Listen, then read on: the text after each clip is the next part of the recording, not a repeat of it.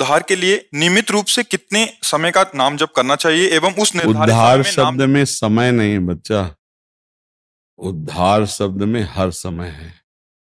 अच्छा, नौकरी पेशा, हम जिस समय दिमाग लगा के कोई कार्य कर रहे हैं वो भगवान को समर्पित कर दिया, और जब दिमाग खाली तो राधा राधा राधा राधा। हर समय हम दिमाग से संसार ही सोचते रहें, ऐसे नौकरी पेशा थोड़ी होता है। ऑफिस में हर समय काम नहीं लगा रहता, हर मिनट में हम राधा राधा जप सकते हैं, पर हमारी प्रमाद स्थिति रहती है।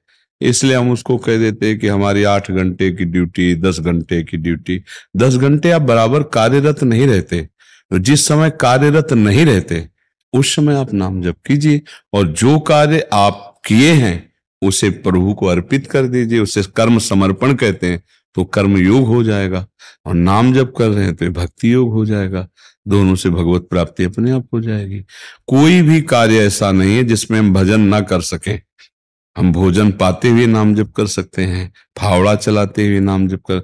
कुछ कार्य ऐसे हैं जिसमें बात करना होता है, तो कितनी देर बात करेंगे, जितनी देर बात किया उसको भी भगवान को समर्पित कर दिया, और जब हम बात नहीं कर रहे तब राधा राधा जप।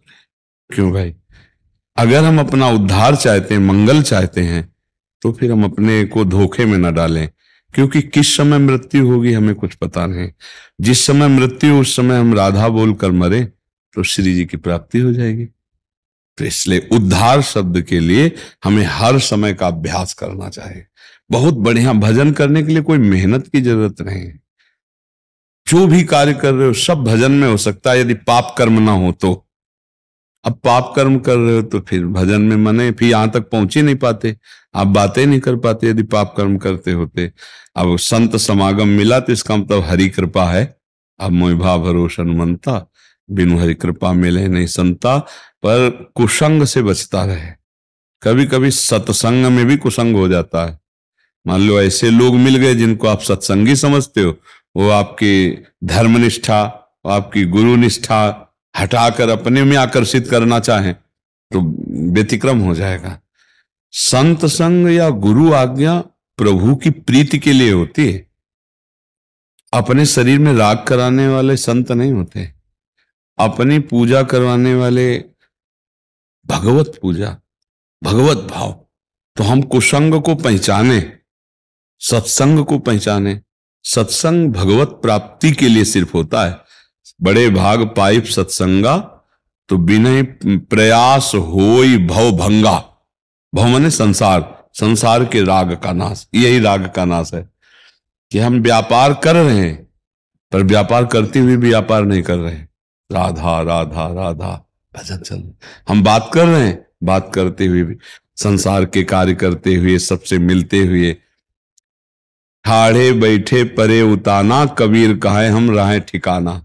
ठिकाना, हाँ, राम राम राम राम, राधा राधा राधा राधा। हर कार्य करते हुए भजन हो सकता है। बताओ बच्चा, कौन कार्य ऐसा जिस करते हुए भजन न हो? कोई कार्य है ऐसा? जब युद्ध कार्य भजन करते हुए हो सकता है तो और कौन सा कार्य है? तो हर कार्य करो, उसे भजन बना लो। यही है, व्यवहार को भी परमार्थ बना लो, संसार के भी कार्य को भजन बना लो। वही चतुर। देखो, हम ज्यादा इस बात पर ध्यान नहीं देते कि तुम अगरबत्ती जलाते हो कि नहीं, धूप बत्ती जलाई, ये कोई खास बात नहीं बच्चा। धूप बत्ती जलाए, अगरबत्ती जलाए, मन मानी पाप आचरण करे तो कुछ नहीं होना है।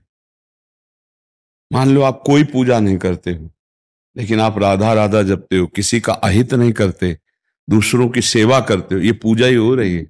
और आप मंदिर में पूजा करो, इसके बाद निकले और दूसरों को कष्ट दिया, दूसरों को अपमान दिया, मन मानी पापाचरण किए, पूजा नहीं मानी जाएगी। वो राख में किया हुआ हवन जैसे बेकार होता है, ऐसे पूजा व्यर्थ हो जाएगी। पूजा व्यवहार में ही करो। सबसे हमारा भगवान सब में, अंदर से कहना नहीं, अंदर से भाव रखो जी। बड़ा प्रिय व्यवहार, माता पिता बुजुर्ग गुरुजनों के अंदर भगवत भाव, समाज में राष्ट्र में पूरा भगवत भाव, ये बड़ी पूजा हो रही, बढ़िया पूजा। अब मंदिर में तो हमने भगवान को माना, उनकी अगरबत्ती की धो, बाहर निकले तो फिर राग द्वेष द्रोह छल कपट। भगवान कहते मोह कपट छल छिद्र न भावा, निर्मल जन मन सो महि पावा। जब एक मंदिर में भगवान है तो सबके हृदय मंदिर में भी तो भगवान है। तो बताओ आप कौन सा ऐसा कार्य जिसको भजन नहीं कह सकते, है नहीं? पाप कर्म को छोड़कर हर कार्य करते। एक किसान बहुत बड़ा भजनानंदी हो सकता है। देखो, एक फावड़ा मारे राम या राधा, ऐसा नहीं। वृंदावन की रज जो परिक्रमा की थी उसके ऐसे शरीर में डाला, कान में उसके राधा राधा राधा। तो जो हमारी तरफ करुणा दृष्टि से देखा ना, वो तुम्हें कैसे बताएं, ऐसा लग रहा था मानो कोई महापुरुष हमें आशीर्वाद दे रहा हो। और थोड़ी देर में ऐसे झटका हुआ और चला गया। और अंदर हृदय एकदम ऐसा शीतल हुआ और यह ऐसे भगवत प्राप्ति हो गई, क्योंकि धाम, रजरानी और नाम तीनों का संयोग प्राप्त हो गया। तो हर समय रज पास रखना चाहिए। हर समय रखते हैं हम पास। तो जैसे कभी किसी जीव का शरीर पूरा होने का ऐसा लगे तो उसके मुख में जरा सा रज, वृंदावन की रज करो और कान में राधा नाम सुना दो, पक्का उसको भगवत प्राप्ति हो जाएगी, पक्का, इसमें कोई संशय नहीं। भगवान नाम के प्रभाव से बहुतों का ही, जो महापातकी उनका भी कल्याण हो जाता है, पशु पक्षियों का भी कल्याण हो जाता है। नाम का प्रभाव अमोघ है, इसलिए कभी संशय न करे, नाम जरूर सुनावे। कोई रिश्ता हो या ना हो, कोई संबंध हो या ना हो, लग रहा हो कि आदमी मरने वाला है, पशु मरने वाला है। जैसे पूज्य राधा बाबा अयोध्या जी दर्शन कनक बिहारी ठाकुर के करने जा रहे थे, भाई जी पूरा परिकर था, तो रास्ते में बाबा ऐसे चलते थे तो अचानक ऐसे दृष्टि गई तो एक गधा तड़प रहा था। कुत्ते कौवे नोच खाए थे, ऐसे बड़ा सा, कौन देखता है ऐसे जीव। और वो तो संत एकदम नजदीक गए, अपना अचला उतारा, उसके शरीर में डाल दिया और उसका सर लेके गोद में बैठ गए, सहलाने लगे। अब भाई जी वगैरह सब आगे बाहर निकल, तब भाई जी को चिंता रहती, थोड़ी देर पीछे में बोले बाबा नहीं आ रहे, फिर दौड़े पीछे कि कहाँ रह गए, क्योंकि भाव दशा में डूब जाते थे पूज्य राधा बाबा। तो देखा तो उस गधे का सर अपनी गोद में लिए ऐसे दुलार कसे। भाई जी ने कहा कनक बिहारी के पट बंद हो जाएंगे, तो बाबा ने कहा हम तब तक दर्शन नहीं करेंगे जब तक इसका शरीर नहीं छूट जाएगा। कौवे नोच रहे हैं, कुत्ते नोच रहे हैं, अचला ऐसे डाल दिया। यही है जीवे दया, संतों का यही दयालु स्वभाव है। अब इतने बड़े महापुरुष जब ऐसे ऐसे हाथ फेर रहे तो पातक भला रह जाएंगे।